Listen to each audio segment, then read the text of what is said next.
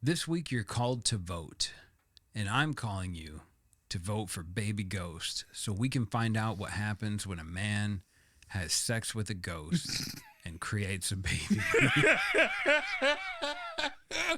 I'm asking you to vote for Hot Dog so we can find out what happens when Satan's dog escapes hell for the weekend and causes havoc on Earth.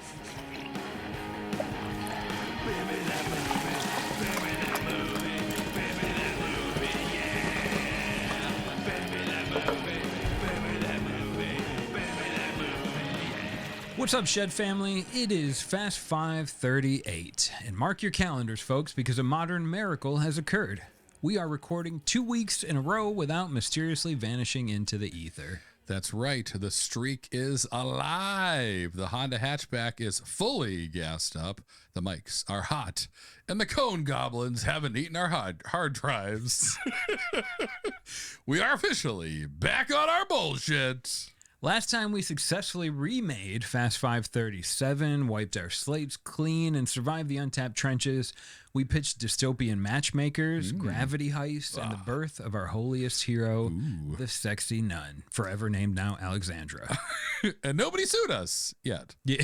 But today is a new day, which means we are back to scroll through the wildest beers of our friends and turn them into Hollywood gold or, straight to DVD gold. Gold either way. 5 brand new beers, 5 brand new movie pitches, and absolutely no guarantees I even know how to make a podcast. Get ready to question our sanity and your own because Fast 538 starts right now.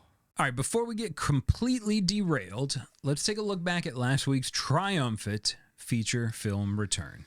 That's right. You guys voted. Democracy worked. And we built out Shepherd Warrior. Warrior. Love that auto-tune verb, reverb. Reverb, that's reverb. it. Good job reverbing. I'm on manual reverb.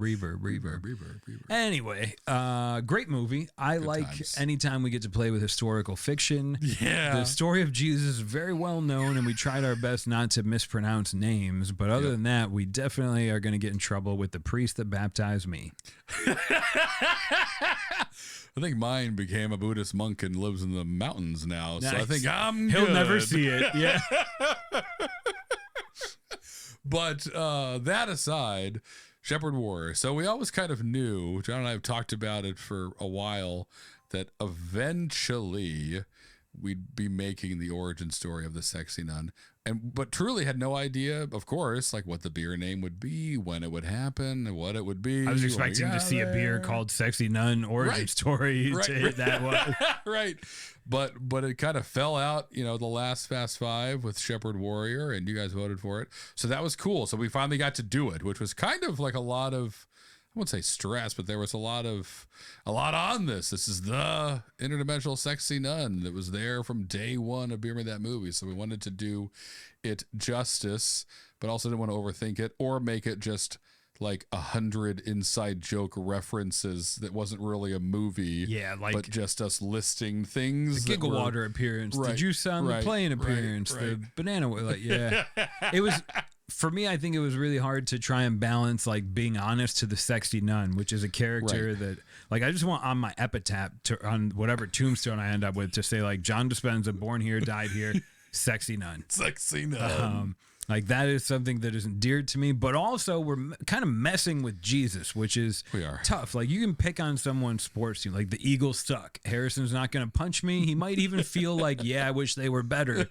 But like when you get into Jesus, it gets like, I'll kill your whole family for saying that. So it was a little, hopefully I think everyone assumes that Beer Me That Movie is not a historically researched podcast spitting scientific papers. It's not. And, we made him a good guy, which he was. And this was more about the Sexy Nun. But to be an interdimensional Sexy Nun, you had to be pretty powerful. So why not make her the unknown sister of Jesus? And what unfurled was, it was a lot of fun. There was a lot of like history to it.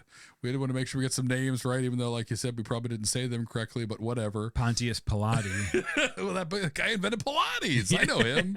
Really stretchy and stringy. So that was cool to once again kind of play around with history a little bit. But the best part of it was probably just that Marissa Tomei was called Marissa Tomei. We never gave her a name. She was naked most of the time. And is the mom of the Sexy Nun, which is the coolest and most fitting. And Joseph's side piece. And yeah, which made Joseph instantly cooler in all history books. So you're welcome, Joseph. Yeah, he finally didn't have to go around telling people, like, honestly, it was God that had sex with my wife. What am I supposed to do? That's right. So hopefully he feels vindicated or whatever. Has a fun footnote to run around with in the Beer With That movie world anyway.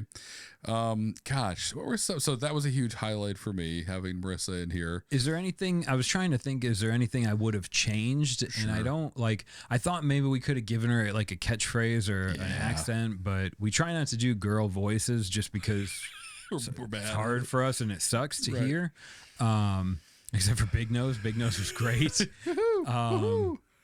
But like, I don't think the thing that I'm most proud of was like declaring that the Sexy Nun herself was like the humanity's protector and the universal hand of fate. Like that's what she is. That's right. And that had to make sense. And I guess it was kind of like building a puzzle backwards because we'd already done so much with the Sexy Nun in other episodes. And so trying to think about why would she make these decisions later, that's really tough to do. So I think we kind of erred on the side of like, let's just, like you said, kind of paint broadly. And now she's just kind of the hand of fate. And what would that look like? Why would that happen? What kind of powers would somebody who has to carry that have? What would her past look like? What would her training look like? And definitely circus lion tamer. Right. Trained by a bunch of lions and a sexy Marissa Tomei. What can't you do? Like we have one of those Google Home devices at home with the screen on it. Yeah. And sometimes pictures of the Sexy Nun show up on that screen. And my wife's like, what do you do with your life? The best. And then I'm like, it's the Sexy Nun from Beer Me That Movie. If you listened more, you'd be cool. But like what was important to me was that the Sexy Nun is not like a sex object. She's like, she's the girl that was out of your league in high school or college, and you just want her to smile at you. That's all the Sexy Nun can do is like smile at you and help you. And I think we kind of painted her there. She was a little bit of a badass. She's very badass. And that, I mean, also I should say, like, this was her origin story. If we went like a Batman style Dark Knight trilogy, then this was focusing just on the Sexy Nun. This was just the first episode. I think she will, in my mind anyway, evolve into this. Maybe the murderous part kind of dies down, the sexy part kind of ramps up, and then it'll even out. She has to like absorb a little bit of Jesus's role. Sure, right, exactly, and which is tough for her because again, she was built to destroy. She doesn't have the healing power. No, maybe not yet. Maybe she gets that later. I don't remember if she ever healed anybody in any other episode. I think she just gave advice or like kind of helped out bumped a little someone bit in the right direction. The double kicked Van Damme kicked people in the airplane. She is badass. She is badass. But it was fun to play with. I'm glad we did it. It's out there. I'm excited to hear what you guys think about it. As always. So let us know if you haven't already. Any other thoughts, John? It was a lot of fun. We did it. I'm excited. I think we honored her as being super badass, and now we get to see her whenever she shows up again, and maybe she'll have a shepherd's crook next time, or like built like sewn into her habit or something like that. Yep. Honestly, I'm mostly just recovering from picturing Marissa Tomei naked next to a pig and an upside down goat. My brain may never be the same again. That's right. And neither will my browser history after researching how to make that happen with some cool AI tool. But let's cleanse the palate, John, and jump into Beer of the Week. Okay. So, Beer of the Week. This one is got a great name. It's from a brewery we haven't had on the show yet, I don't think. The beer is called Frank the Dank. Great. From Lenny Boy Brewing out in Charlotte. I think it's actually in Charlotte area. It's an IPA, 6.2% ABV. And from Lenny Boy, they say, once it hits your lips, It's so good. Clean, light, crushable West Coast IPA drive with Apollo, Idaho 7, and Columbus. And on the logo, you can see this is obviously a reference to Frank the Tank. We've got him with the dart in his neck from Old School. Nice. Sitting there in a great overall can art from Lenny Boy. We haven't had Lenny Boy on a podcast since we did the Untappd podcast. It's been a long time. Yes. And they make some really cool beer. And I don't get to see him as much as I want being in the same state. So I saw this today and was like, let's do it. And John's already diving in. Ooh, I can smell the dank. The dank is real. I like. Did you? It's 6.2 ABV, so it's not like John's gonna have to worry about getting pulled over after this. Yes. Sorry if any of you are listening, are police officers or correction officers. I'm not trying to avoid you. I'm gonna wait 2 hours before I drive home after I drink half of this beer and then switch to water. That's right, as he always does. Which is what my lawyer told me to say. Anyways, let's talk about the beer. Harrison, at West Coast, it's got a little bit of that. It doesn't taste piney or resinous to me, but it hits with a little bitter, and I like that. I think it is. I'm getting a little resiny and the dankness kind of at the end. It kind of hangs out there. Yeah. A bit. These beers, so we've had other super dank. What was the one we had from Dissolver that was like so dank we couldn't breathe? We opened it up and it smelled like all the Bob Marley albums I have. Are they the ones that made the beer with mayonnaise in it? They are also the ones that did the mayonnaise beer for us. Yeah, I remember that one. But they had some other really, I think it was called like Dankalicious or something, and we had it. This isn't as crazy as that. That one was almost too dank to enjoy it. This one is an IPA. Total sipper. It makes me really want like a piece of pizza or a fatty cheeseburger or something to go. Like it would cut right. You don't have to put very crisp a salad with your mac and cheese. You just have to have a West Coast IPA to cut through it. Amen. What a great piece of advice. Forget salad. IPAs are the new salads. You heard it here first, folks. So this will be enjoyable. We're gonna sip it or chug it or do whatever we want with it as we rip through Untappd. Because again, this is not as good as a name Frank the Dank is. It's not going to be one of the beers that we turn into a movie tonight, just going to fuel us as we chug along through Untappd, which we'll do in a moment. Now, as a quick reminder to all our new listeners and returning legends, we don't run ads on this podcast. You don't need to hear about any fake enthusiasm for mushroom coffee or fancy shoelaces or whatever. Ooh. But I do want to take a moment and remind you that this episode is personally sponsored by the nostalgia for the Viennetta ice cream commercials of the late 1990s. Remember how damned amazing that looked? So fancy. And much like the Viennetta Ice Cream Company, we are entirely funded by bad decisions and your validation. So if you want to support us, hit that subscribe button, follow us on Instagram at BeerMeThatMovie, and tag us in your Untappd check-ins. And if you do want to get your beautiful voices on this podcast, head over to speakpipe.com/BeerMeThatMovie. Yell your weirdest movie ideas into the void. We actually listen to them, which is probably a mistake on our part. Or just get some Viennetta ice cream and chew it, which doesn't sound like they make it anymore. If you can find this ice cream, I'll buy it. Let us know. We'll ship it to us. Oh, all right, John. Let's push the clutch in, shift into first, and rev this baby up. It's Fast Five time. Should have started in fifth gear. That's how we drive this car. Go. Oh, who's up?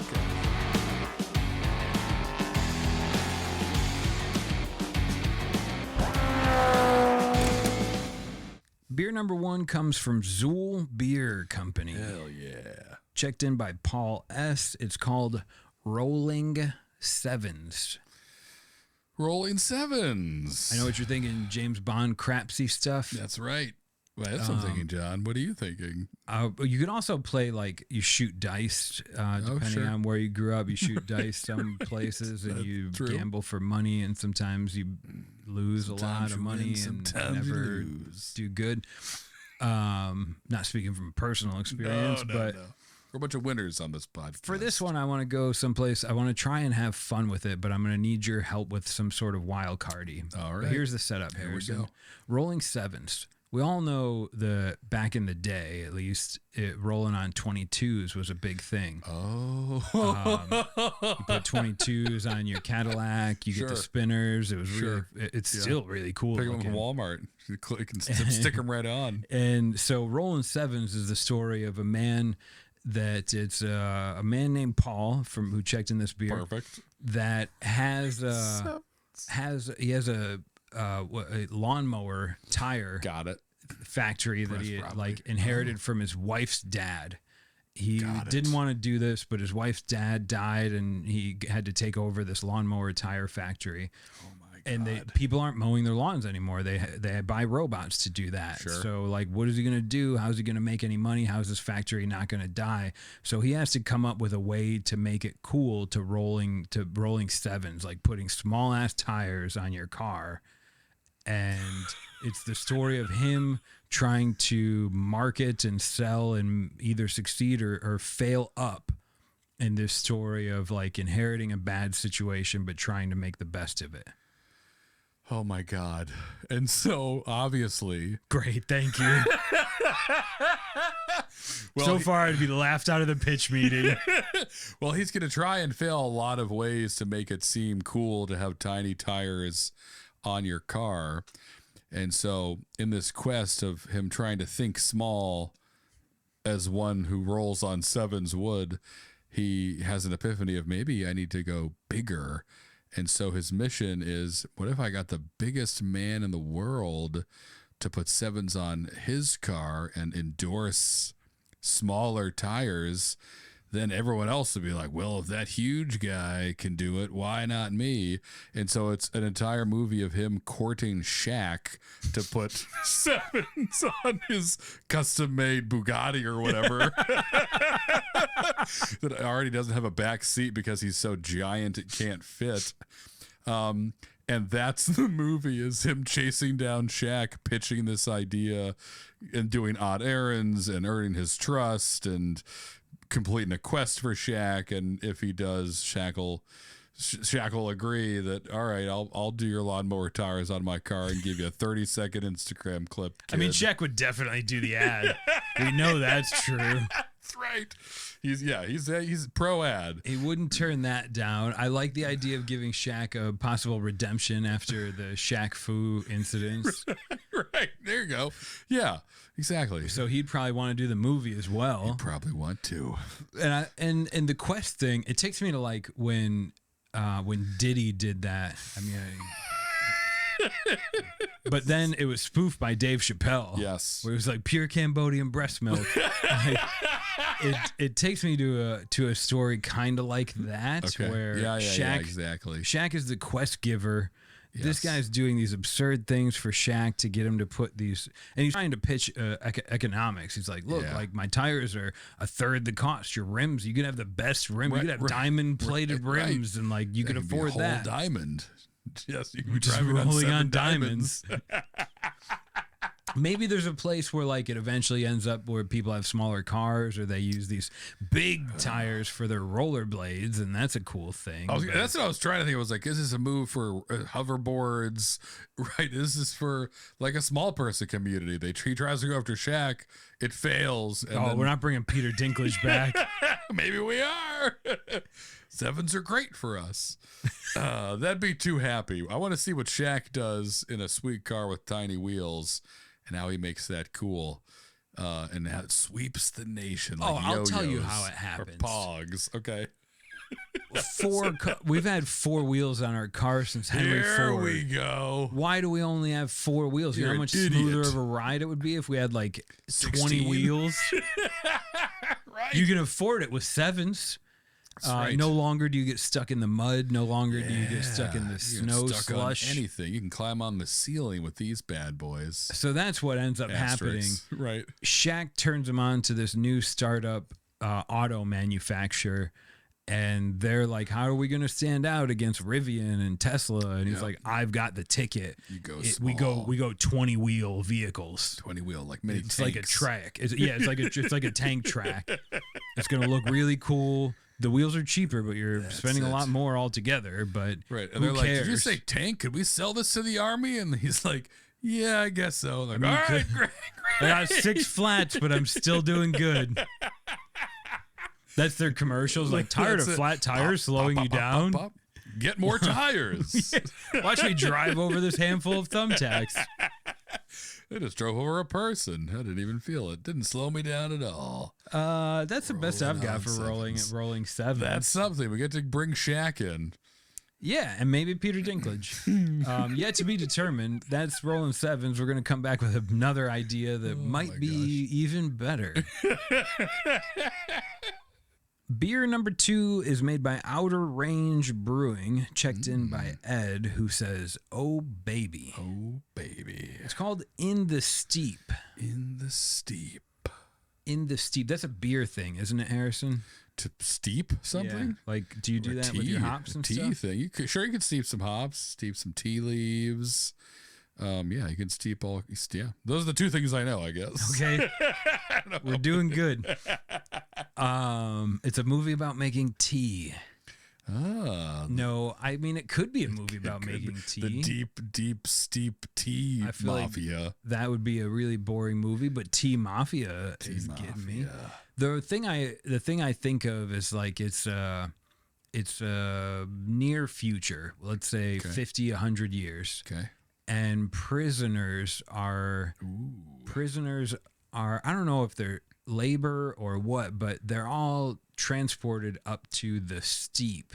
The Steep, which is the global prison where people were offenders, where people that break the rules go. Perfect. And this is the story about Ed and his best friend or business partner that have been sentenced to the Steep. Is it like in space are you talking about? Or how high up? Maybe. Okay, I like that. It could be like just on the edge of the atmosphere, where like you go up there and you just reach out and you catch pieces of rare mineral that are floating by in space. But the thing is, like, what you know if you watch this movie is that when you go to the Steep, you never ever come back. No one ever leaves the Steep. And this is the story of Ed and his friend or partner that have been sentenced to the Steep that find a way back. And it's because no one ever comes back because the Steep isn't run by guards, John. It's run by the prisoners. It's like a penal colony in space where you basically land there and it's Running Man. Like you're trying to survive and not die. So many people don't have time to make plans to come back. Right, exactly right. Tonight. So most people die immediately, but Ed and his business partner buddy make it through the first trial and defeat, the cannibalistic king that runs the Steep for a moment, enough to survive and find some of the other desperate survivors who aren't part of the horde of evil villains that run the space prison. But that's the gist. Ed and his partner got sentenced to the Steep because they were growing organic food. God. Oh, they did not and allow. that would threaten the food distribution of the world government food distribution, where it's how they keep you loyal. So that's why they got sent there. And because they got sent there, they know botany. They know how to grow food. So they defeat the cannibal king, but then they're like, hey, we could survive up here. We could actually thrive instead of relying on world rations. Wow. And then they start to populate. It's like a space Jesus. It turns into like Ed is an old man, like the king in the north. Yes. Ed has grown this population of trained fighters that are nourished by potatoes. Right. Space potatoes. It's potatoes. Twice as big and twice as green. They've injected all the vitamins from apples and oranges into the potatoes. This is super French food. fries are healthy. Super food we've always It's Nugget Nectar, but space version. That's right. It's potatoes. And the movie ends with Ed and his crew from the Steep in this hollowed out potato flying back to Earth, getting like perfectly roasted and baked on the outside as it enters the atmosphere to come back to Earth and reclaim what is theirs and give food to the people. They try to reclaim it, but of course their muscles have atrophied after years in space, and they immediately collapse on the beach. So heavy down here. Yes. In the Steep. In the Steep. That worked. Yeah, all right. That's 2 beers and 2 movies. We got a third one coming. Beer number 3 is just one of those you can't really pass up. It's made by Wills. It was checked in by Jim, who commented the beers emoji. Sweet. And it's called Baby Ghost. Baby Ghost. I mean, Baby Ghost. There's only one way I can think of that a ghost is a baby. And it's a sad story. Yeah, let's not tell a sad story. No sad stories, John. Okay. So if we have to expand on like a baby died and now it's a ghost and it just cries in your apartment all the time. It's haunting you.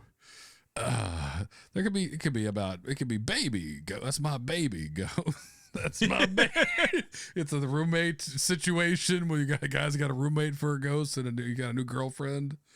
That's my baby ghost. You know what? I like the idea of a guy's got a roommate that is a ghost that he falls in love with. There we go. That's it. I guess baby ghost. This is like the 80s, baby, where everyone called each other. What's up, baby ghost? Maybe the 50s. Fair point. I think we've adapted to babe now, we have. Or something else. I don't even know. When's the last time you heard someone say like, "Hey, honey," or "Hey, hun"? I don't know. Watching I Love Lucy reruns. I don't know. Baby ghost. Okay, here's how it makes sense to me, because why would you do baby ghost and then have it be about a relationship between a man and a woman that's a ghost? Right. The reason is because he's a starving artist or something, New York City apartment, and it's haunted by a woman that died there. I don't know, in the Ellis Island era. Okay. And she's been she was supposed to get married. This is back when like women need to get married, yada yada. Yep. So she finds this man and she sees him struggling and she starts to motivate him and like encourage him, and then he realizes like this is a ghost, and there's some kind of like scenes where she's less ghosty and more real. And at the end, the reason this makes sense is because we see the birth of a baby ghost. She births a ghost? Yeah, because they bang. Baby ghost. Fuck. Yes. Yes. Yes. Yes. They create the, of course. We don't know if it's going to be a fully living human or not, but we're going to try it anyways, and we're going to see what happens. Another interdimensional love story. Go beyond the veil. And you think, like, maybe in time, you think, like, oh, it's like ghost, but baby. It's like my baby. She's my baby. She's my baby ghost. Nope. Yeah, no. We conceive. There's something that can shuffle between the mortal coil and the beyond. Oh, yeah, that's even better. It can flip between dimensions. It can ghost and go through walls, and then it can human and gets hit walls. And they teach it to become a jewel thief, and he is integral to the Gravity Plan movie. It goes through walls and steal the jewel with no gravity. I'm still determined to make that movie happen. I like this. We got there. We got there eventually. Baby Ghost is amazing. I don't know how this works scientifically. Maybe we'll try to figure that out if we feature it. Maybe we'll just let your imaginations do that for us. I think the most fun part is figuring out how the man and the ghost procreate or create life or create ghost life. There's a lot of science we're going to have to do. Yep, which we're not afraid of. We'll do going to do all day. Make up science all day. So basically, I guess vote for that one if you want to learn how a human and a ghost can create another life form. It could be fun, like, depending on the situation we put him in, like, and how she can help him out. Yeah, now I see, right. Like, maybe he's, like, going for a job interview, and she's, like, standing behind the interviewer and, like, giving him clues or something like that could help out. I can see all that. She's and then it switches. At some point, it switches from, like, it's so nice that I got this apartment with this loving Italian woman that would now be 127 who is trapped here but helping me, and she's so passionate, right? And then he feels her touch and he's like, oh my God. Yes. And he's thinking about her. Yes. And then she shows up and he's like, but I can't. You're a ghost. And she's like, but you can. But you can. Yeah. Love never dies is the tagline. Love it. And it's, she waits 127 years for true love. And ooh, that's good. I see this now, right? He's a struggling artist. This is great. And the baby is exactly what he needed in his life. It just happens to be a ghost baby. Ghost baby, baby ghost, whatever. Yeah, ghost baby would have been better, but baby ghost. We made it work. We forced it in there, just like Jim is going to have to with the ghost in the elevator. Wow. Okay, beer 3 done. Coming up next, beer number 4. For beer number 4, this is made by Tactical Brewing. Sick. They brew in the jungle or something hidden. Checked in by Giuliano, called Freedom in a Cage. Freedom in a cage. Which is, what is that like when you say something that's like inherently not true, but profound? Okay, there we go.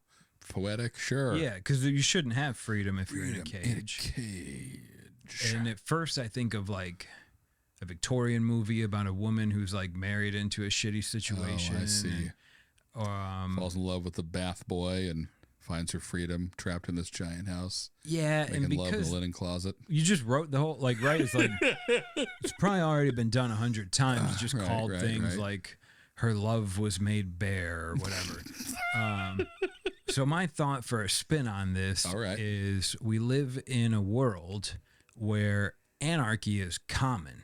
Sick. We don't live in today's capitalism driven grind 2.5 kids, whatever, all that stuff. Like the baseline state of the world is anarchy. Okay. No one does anything unless they want to. I don't know if that's actually anarchy, but like, you're selling me on it, John. Sounds great, right? Good. Sounds great. And then you're like, wait, but the food, like I grew some food and people like there's breakdowns that happen in any society. That's true. And in this one, what we find is that it's like it hurts me to say it, but it's like a reverse story where a person is an unknown person is like, hey, if you're tired of this, come to me. And he's almost like a cult leader. And he's like, I will give you an assignment. And your and Giuliano, his assignment is like plant crops. That's all he has to do is plant crops, go to his home, plant crops, grow to his home. And it sounds terrible, but it's becoming like a propaganda film for it sounds like for like the way we live today. Right. But Giuliano eventually finds that he's like, it's so much easier if all I have to worry about is planting crops and going home than if I have to worry about everything happening that could possibly happen. Sure. So I don't know. I hate the story. I hate the premise. But does it kind of line up with the beer name where like he finds freedom in this cage? Isn't that other saying, the discipline equals freedom, which sounds counterintuitive, but it's like, no, if you get all like your chores done, then you can do whatever you want. Why not just do whatever I want right now? Right, exactly. But I get it. In this world, someone's got to plant the crops. So there's a freedom in knowing you have to do just one thing every day, because as soon as that's done, you're free. That's good. That's how I try to live my life, but I have more than one thing that needs to happen, unfortunately. So in this world, so I like that. So if that's the baseline world where everyone's like, we got a thing to do, we need to do it, is the story someone comes in and paints with a full palette of colors, is trying to do different things, and they don't like that this changeling is about planting one day and sowing the next and emptying the latrines on the third, and why don't we all stay in our cages? Can I too try new things? It could almost be it's like the Hunger Games or all those other movies where they try to keep everyone in their box. Like the story of, it could almost be like the story of America. That's grand and broad and not true. but like a Benjamin Franklin is born into this world, and maybe that's Giuliano, and he's like, hey, instead of everybody just like fending for themselves and being anxious about everything all the time, you have the freedom to do whatever you want, but so does everyone else. It's like he starts incepting, like, if we lived in a society, maybe like in my little area here where I've fenced off, like if you live here, you're not allowed to kill someone. And it starts like small like that, and then it turns into like you're also only allowed to drive 55 miles an hour on these roads and 35 miles an hour on these roads. And if there's a school, you can only do 20. Like, and then it gets a little bit heavy, but people start to find that like now I'm not worrying about boars killing my wife because I don't know, boars was a bad example. But I get it. The safety that comes with the rules, the illusion of safety. That's where my head went when you said that, was like Giuliano comes around, shakes stuff up, forms his own little commune, and they think they're all free, but all they've done is built a little bit bigger cage for themselves. Because no one can be free so long as, and maybe we do have Nicolas Cage be himself as the dictator of this whole world, who's like, there is no freedom in my cage. Even if you think you're free, you're not. It's all orchestrated. I control it all. So it could be like one of those fun end of the world books, of which there are many, but again, you think you're free. Giuliano thinks he started a revolution, but all he's done is made a little bit bigger cage. Yeah, I mean, the name, like freedom in a cage, it implies no matter what, you're in a cage. So, and if we can include Nicolas Cage as the supreme ruler of this whole experiment. I'll have to work on that voice. But that's good. I could see him in a cape with dark hair, emo hair, pacing on like a catwalk somewhere, yelling at his robot bird that does all his evil doing for him. They've got nothing. They'll be nothing. What was his name? Why does it burn? Face Off. He had the best villain name in Face Off. I should know. It was like Custer. I hate myself that I Custer don't know. Troy. Castor Troy. Castor. Oh, shoot. It was Wasn't it Castor. I think it was definitely Castor. Castor. Oh, it's gonna kill me. It was such a good name. It is a great name. It doesn't have anything to do with this, but we could bring him back. If you're saying it out loud, in your head, because you know, we're yelling at your device right now. You Put are in my the hero. comments. But there we go. All right, I'm saying it was Castor Troy. All right, we'll check later. Guess. So freedom in a cage, anarchy is the baseline state of the world. Nicolas Cage runs the world. Giuliano tries to invent rule and encounters some struggle and realizes that none of us are free. There is no escape. That's better. Realizing that none of us are free, that I can get along with that a little bit better. That's right. Or is there? Until you love.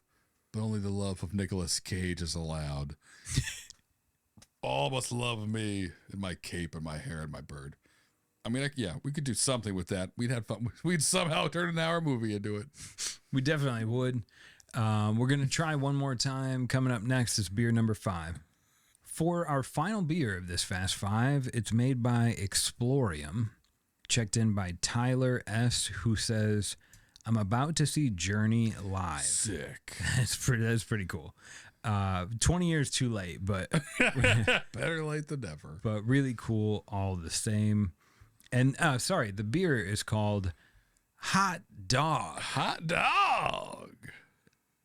We had to double check and make sure this isn't brewed with like hot dog water or something. Sadly, it's not. It is just a lager called Hot Dog, but made for hot dogs, as it claims. It would. I want a hot dog and I want this beer. Me too.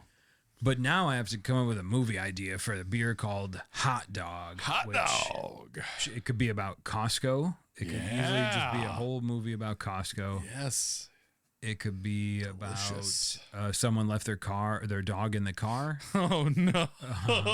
At Costco, like at Costco, and then it's like just a revenge story of like the Costco cart man finding the woman and like turning her left her in the car the and hot like dogs in Costco. Exactly, it turns into like a Saw movie. Throws her into the meat grinder. This is where full of Karens that leave their dogs in the car. Honestly, That's why it's only a 150. 2-hour movie where someone takes revenge on Someone's people crying. leaving dogs in their car would probably be, That would be really good. cathartic for me. For a lot of people, absolutely. Just grinding them into hot dogs themselves. That'd be hilarious. Gosh, you think he gets caught by the police? The death of 218 people can be attributed to one Costco cart pusher with a dream.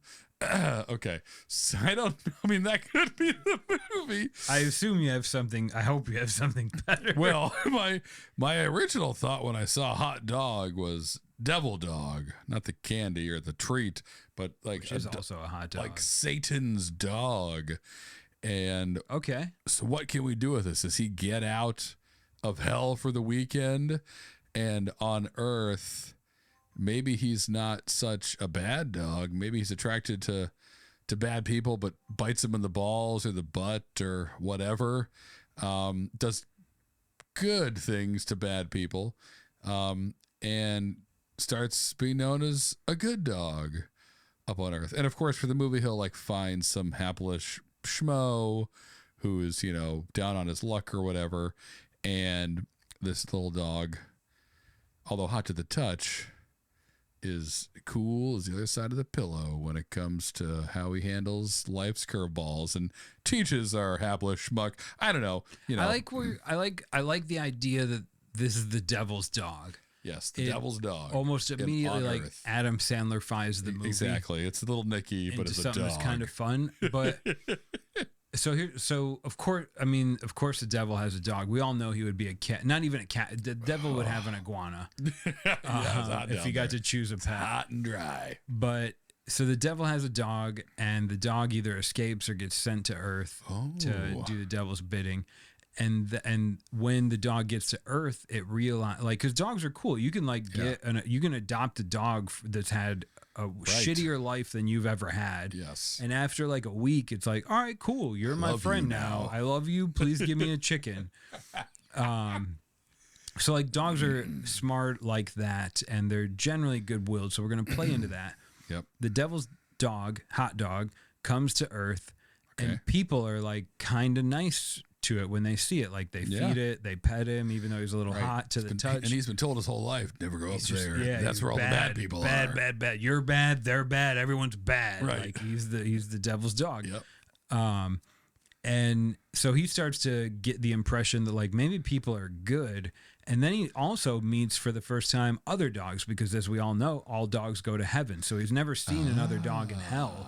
Right. And here we go. He starts to be like, realize there are others like me. Like, hey, you guys are good. And like he learns from them, and he teaches them the ways of the human soul. And it could almost become like the story of like why dogs are so cool is because one time Satan's dog left hell and showed dogs how to be cool. Okay.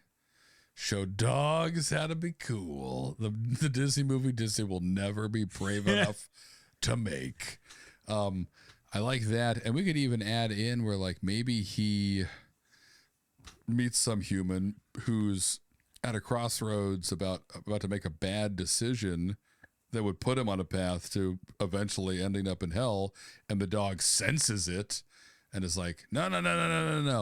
And you know, bites his leg so he can't run into the bank to rob the whatever, changes this person's whole life. And this guy kind of realizes it.